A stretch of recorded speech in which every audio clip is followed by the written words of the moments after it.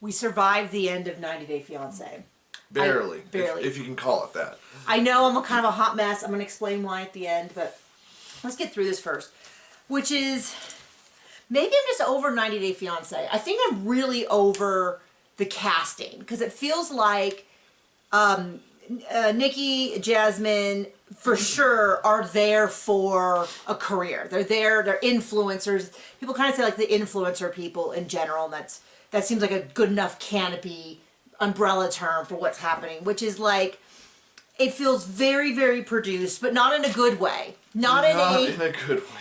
Not in a way where you go, oh yeah, that's a polished show that we... Yeah, it's a polished show with a great storyline. It feels like bad improv. Really bad. Really bad improv. Which is really bad because improv already is working against...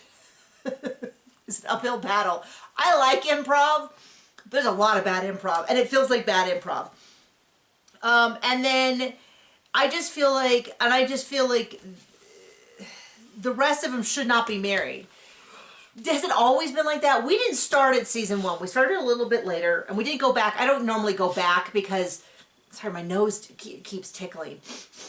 I don't normally go back because I like to have the anticipation of not knowing what's happening. And when you already know the couple broke up or did this, it's just not as interesting to me. So, but I feel like the early seasons better because it feels like their thing is, should you two be together? No? Okay, welcome to the show. Yeah, as opposed to innately the act of someone moving overseas to be with a partner that they have not had a chance to live with is high stakes to begin with, and we're trying to figure out how that works and all the adjustments they have to make from the person who's moving and from the person who is bringing them, and how does that relationship, like that to me feels like, I like drama that is brought about by circumstances. And I always, I'm a huge competitive reality fan, although I sort of OD'd on it and have backed off a little bit. But I always liked when the drama came from the pressures of the challenges as opposed to like, we always used to laugh when we watched Ink Master, because here it is, these big tough guys, we're so cool, and they were so thin-skinned, and they were offended by everything, and like, they would be like, he gave me the last skull pick. Yeah, guess what? Every single time someone's gonna get it. Oh, they gave me the person with darker skin. Sort of the questionableness of that wording to begin with. But yeah, somebody was going to get, oh, he gave me the rib tattoo. Yeah, someone was going to have every single one of these. It was going to happen with someone. And they were so thin-skinned that I really think if you could somehow have him swap, they could swap places with Real Housewives. The Real Housewives would handle these challenges better. Not enough tax evasion and stuff. Well, we don't know. We don't know. That has come out. That has come out yet. So, anyway, tell us about that. So, I was completely, besides the fact that I'm exhausted, I was completely checked. And the time change could not have come at a worse. I am against it. I don't care. I don't care what you do. I don't care if you move us 5 hours forward or 5 hours back. Just don't ever do it again. If you want to say that right now is midnight, go for it. Because everyone will change their hours and they'll figure it out and we'll be fine. But this whole, like... changing twice a year really stinks. It's just awful. The dogs don't understand it. My son... no one in this house is a great sleeper. My son is a great sleeper as long as you follow the pattern. Like, we have a pattern. We do it at the same time. He sleeps well. If we try to change it, it is like that baking soda and vinegar explosion, the elephant toothpaste, whatever. It is just going sideways. And so we all are exhausted and all that. I don't know what it has to do with anything. Does it have to do with anything? No. Oh. But I'm tired. I found this to be one of the worst tell-alls ever. I don't care. I don't care about Nikki and Jasmine. What about all the drama between Jasmine and the Italian guy? Yeah, that guy. I don't care. And it's not just that I think she's a liar. She is. She is. It's that I don't believe any of this to a degree. I don't believe that she's really that upset. But it's also every single episode for the 3 seasons that they have been on follow this pattern of she's screaming, she's crying without tears, blah, blah, blah, blah, blah. And then magically the next episode they've made up with no change. To be fair. She did send herself underwear in the mail with a note that was typed out on a computer. I don't believe that. I don't believe the lip gloss. I don't believe the underwear on the front porch. It's just one of those things where it felt like both of those feel like something. And then the fact that she's like, I'm going to leave you. No, you're not going to leave him until you're really done spending all of his money or you get a more richer one. I'll believe that. I mean, yep. So in real life, in real time, I don't know when this was filmed, Jasmine and Nikki have been posting pictures together and stuff. So I believe in a heartbeat she'd leave Gino for Nikki, but I'm not buying the rest of this. So it starts off with and first of all, people keep saying, oh, she can't cry. Maybe she can't cry because of Botox. I Googled it. The only way that would be is if they actually injected the Botox into a special gland. She wouldn't get it just from being Botox. And I get Botox and have for 20 years. And so has John. For 20 years, and trust me, I can cry. John, can I cry? Yes. And actual tears. But not because I make you cry. No. John has never. We've never disagreed. We've never fought. I've never cried. And in fact, if you look at my face, you can tell that I have had a rough weekend, and I will tell you about that. But this is how I don't know if all white people get as splotchy as me, but I can tell you that usually white people get pretty splotchy. And we have an epidemic on TLC of people crying, and not just sobbing in a way that I don't often hear. Like, it's not normal crying, it's really over the top, but without tears. And I sobbing, but all of that. Whereas most people I know who cry are very much like their voice tightens up, but they're crying. And in fact, I think it's more common for people to be actively crying and not able to stop it, but still speaking. Like when I'm in therapy, when I'm talking, a lot of times I'll be able to, my voice will sound a little questionable, but I'll have tears rolling down my face. It's just, they cry in a way that I'm not saying nobody cries that way, because absolutely, I don't want to go into why, but absolutely I can think of situations where people cry like that. But it's just, especially with alcohol. Now, if you had alcohol, then I probably definitely cried like that. But over stupid things like I lost my shoe or something. But the point is, there's just no part of me that watches anything with Jasmine and Gino and feels even an iota of like sympathy. I'm sorry, I just don't buy any of it. So the whole thing is, the dancer comes out, she's like, it was really clear that he was leery, he seemed uncomfortable. Really, the only time we had interactions is what you saw in this film. And then Gino shares that his ex worked as a stripper, but he clarifies. I've seen a lot of people saying that his ex-wife, the one that went to Legoland, you took her to Legoland, you didn't take me. It wasn't his ex-wife, it was an ex-girlfriend. I don't know why everyone's like, oh, well, that makes sense. Unless he cheated on her with a stripper. I don't really get how that's really relevant. And then Jasmine is screaming about how he hugged the stripper and he never hugs her like that. And, he's just kind of like, I know. Who would want to putting up with that? I don't know. The people used to be like, she is such a catch. He doesn't deserve her. And I'm like, I don't know. A nice car. If that's your idea of a catch. Oh, it's like if somebody said, here's this gorgeous car, but it completely doesn't run and burn and burst into flames every 10 minutes, you'd be like, not a great car. That's kind of how I feel like. Objectively, she seems like an attractive, and she can, what bothers me is before the 90 Days Tell-All, she was actually really funny. And I was like, okay, if she's going to be funny, I'm willing to give her a second chance.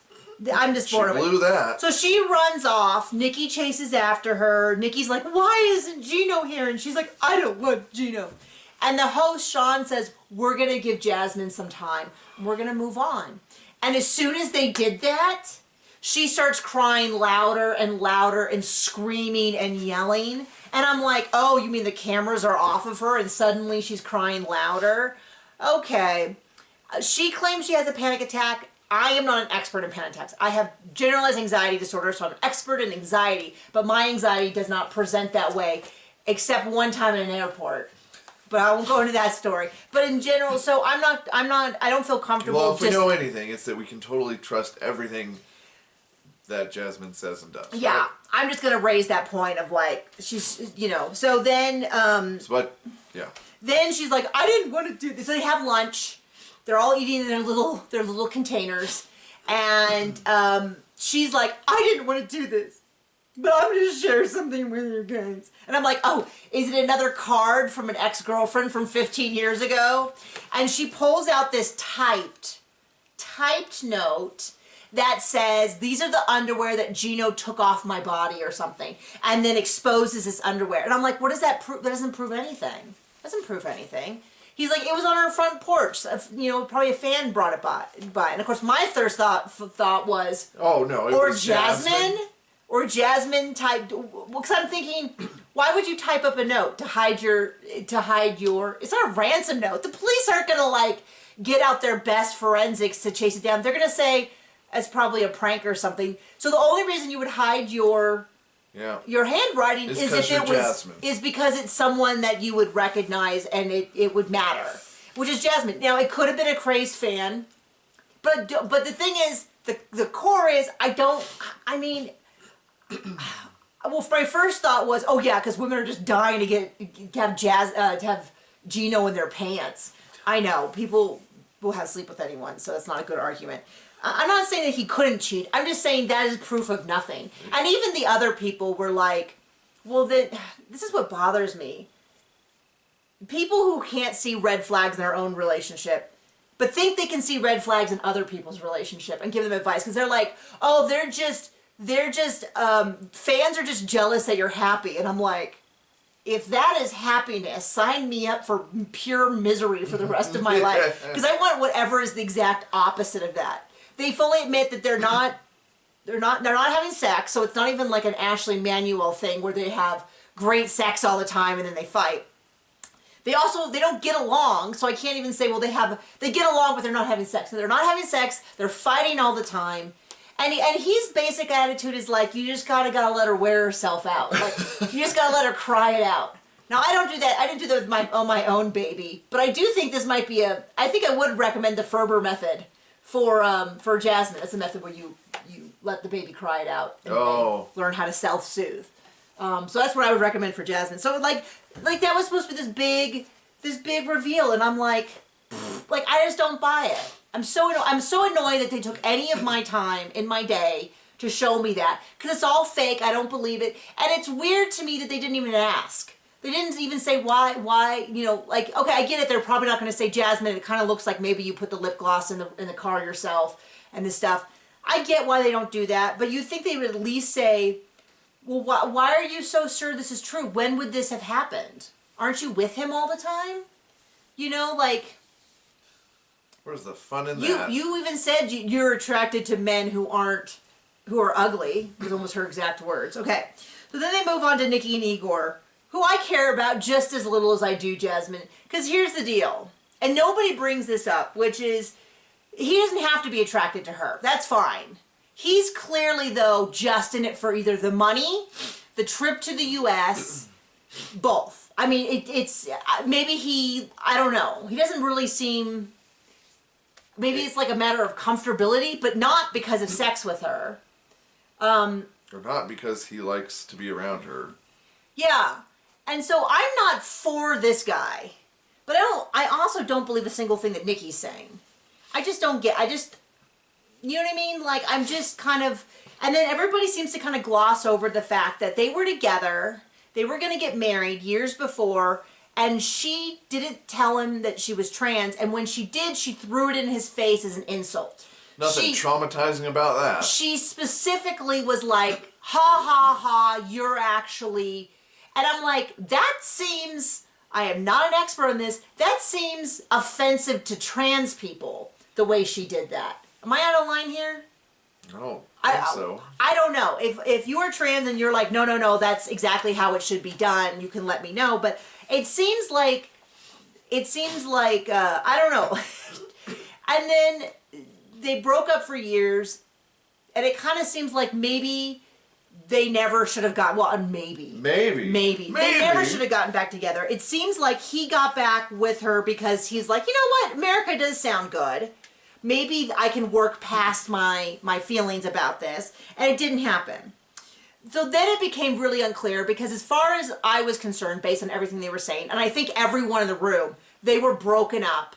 And I was shocked to hear that he was saying, well, maybe we'll figure things out. And I was like, what? Then they explained that, in fact, Nikki is still processing the K-1 visa, and they're still technically engaged. And I'm like, okay, I'm done. I have no sympathy for anyone in this situation because you keep saying the milk is sour and then going back to it. And so I'm not going to pick you guys both out of your mind. It's really clear what he's getting out of it, which is, I guess, money. I don't know if he wants to go to America. I don't assume. I know several, I've mentioned this before, I know several women who have moved to America to be with their partners because I'm involved with, I've been involved in competitive archery for years and years and years, and many of the top archers that I know, specifically men, have married women that are also top archers but from other countries. You go to tournaments, there's not that many of us, you meet, you have a similar lifestyle, you get it, they train, they eventually get married, and then they move. I know at least 3 couples. And every one of those cases, they did not want to leave their countries. They were not like, yeah, finally. They were like, I'm going to miss my family. Many of them still shoot for their home countries because they're the pride of their country. They go back there and train. They travel with their team. But unlike on this show, they actually love their partner. I know, minor difference. They have children together, they love each other, all of that. So yes, that is a huge difference. But my point is, I'm not going to make the assumption that everybody in the world wants to come to America. I also know Americans who have left the U.S. Welcome to healthcare debt. I know. Ta-da! Don't break your leg while you're here. Okay, so they're technically engaged. I have no interest in any of this. There's a lot of crying, but I kind of feel like I just don't have a lot of sympathy for someone who's crying over a guy that she's like agreed to get back into engagement with. I don't know. John and I are both, I don't want to brag, but amazing at holding grudges. No, but I mean, not that funny. It's pretty funny. No, but the point is that I'm pretty sure if someone on national TV told me repeatedly they weren't attracted to me and didn't want to have sex with me, wanted to have sex with other people instead of me. It's just friend sex. Just friend sex. I don't think I would then turn around and go back and get engaged. And so I kind of feel like at some point I am not, I don't know, maybe I have complicated feelings on this, but there's just that part of my cold dead heart cannot care for all of Nikki's crying. When I feel like, well, maybe you should just not be engaged. Maybe that would solve all your problems with your lousy fiance if you didn't marry him. Yep. And then financially support him. So then we get over to Sam and Citra, who at this point are my favorite people on earth because they're just not as bad as Jasmine and Nikki. And they ask how he's doing. He got the legal stuff sorted. Somebody sort of volunteered for him that being Muslim has helped his addiction, and he jumped on that, and I was like, well, I'm not saying that religion can't help that, but I didn't see any indication that his commitment to the Islam religion was very genuine or real, but whatever, great for them. And then they explained that Sam had an affair before the show was filmed, and apparently Citra didn't really understand that because it somehow in all of it came out that she thought he just went to a girl's house, but he actually slept with her. But everyone was a little, excuse me, I don't know, something got hiccups. Everyone was a little bit like, why aren't you more upset? So I even saw a meme that had Jasmine when Gino touched another woman's lip gloss. And she's like, oh! And then like Citra like this when she finds out that Sam fully had sex with another woman. And they're just, I think her attitude is, well, I'm married and I'm pregnant, so it's dealt with. She's really chill, maybe too chill. I can't say that I'm crazy about Sam, but I don't dislike him. Does that make sense? But a lot of people are like, oh, they're one of my favorite couples. And I'm like, I feel really resistant to the idea of a favorite couple on this season. Compared to the rest of the trash. Yeah, I mean, I wasn't sure about Ashley and Manuel, but they have if we were to separate them into couples I dislike and couples I like, I would put them as far, I mean, it's only because Jasmine and Nikki are, Jasmine specifically. And then trailing after her is Nikki and Igor. And then way past them is Manuel and Ashley. And then sort of the rest kind of fall in line. Because, again, I guess Sam would be my favorite of those because maybe he lied about the drug stuff and the stuff, all of that. Okay. But I feel like it's not as bad as, you know. Yeah. So, he didn't personally call me fat. They're saying he took care of that stuff, and now he's on, was it probation for a year where he gets drug tested, and as long as he doesn't mess up, he'll be no jail. So there's that. Then Jasmine asked something, but I don't know what he... Don't know. Don't know. So then we move on to Clayton and Annalie. I still don't trust her. And they're trying to make this big deal about how Brandy's such an awful sister. And I'm kind of like... Closet mom and stripper Peruvian.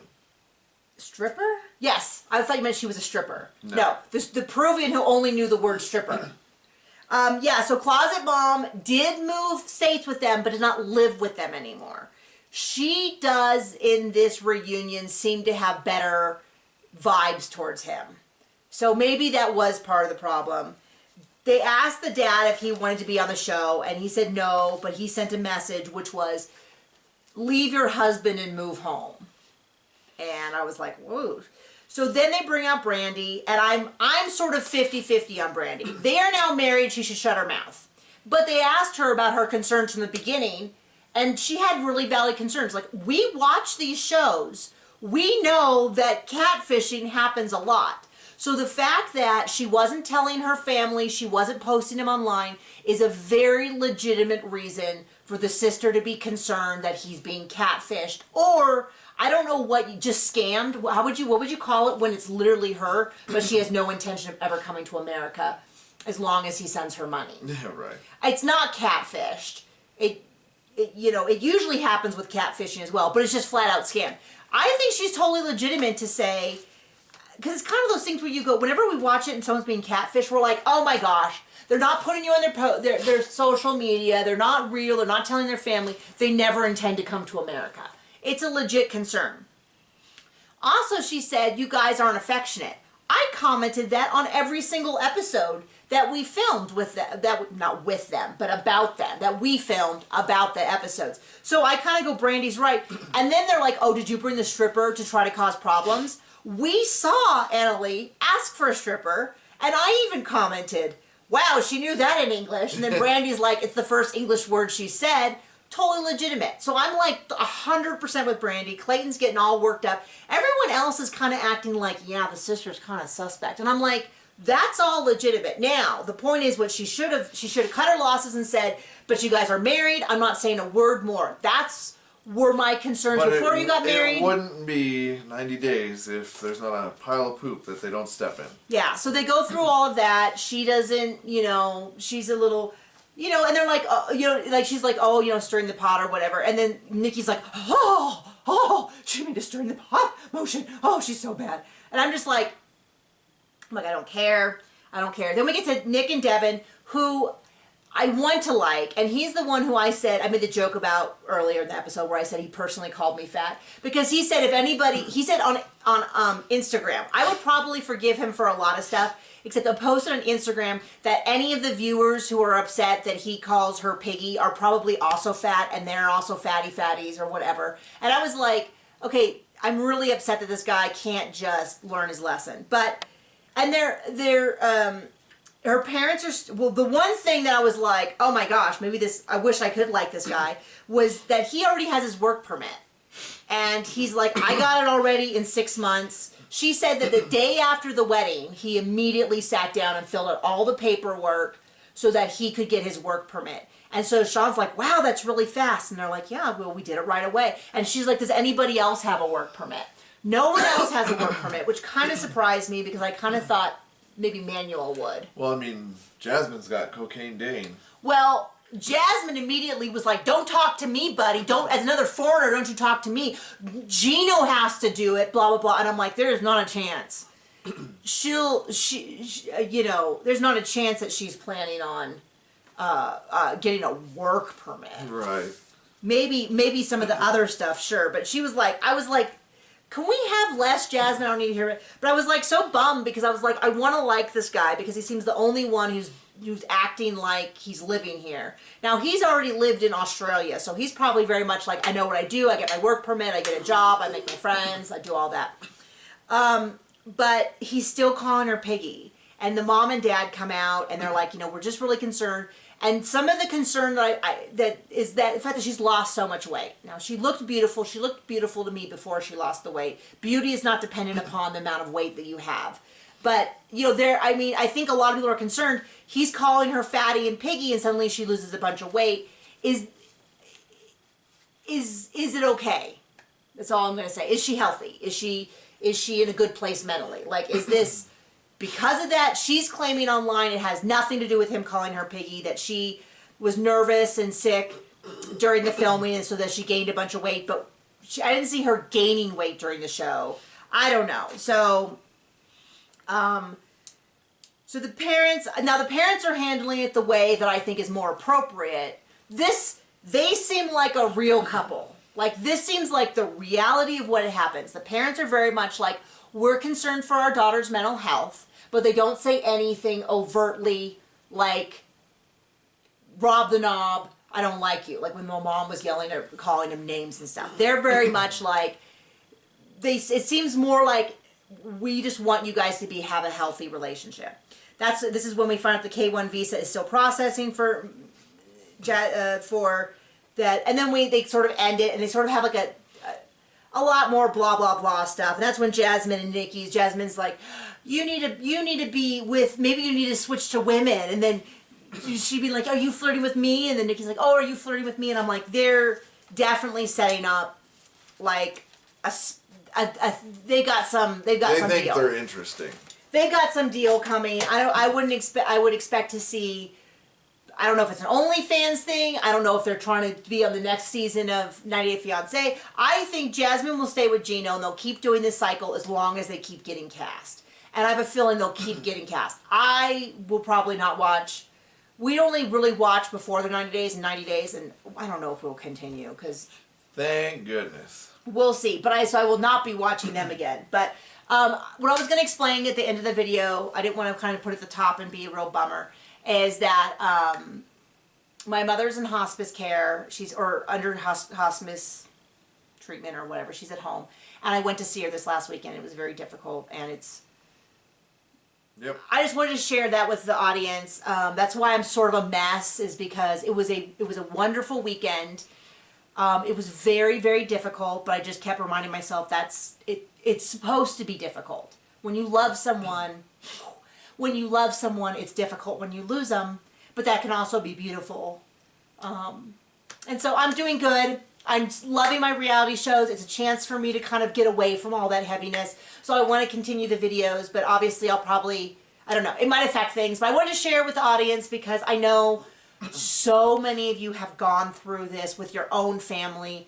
I heard someone once say that it's like when you lose a parent, you join a club that no one wants to be a member of.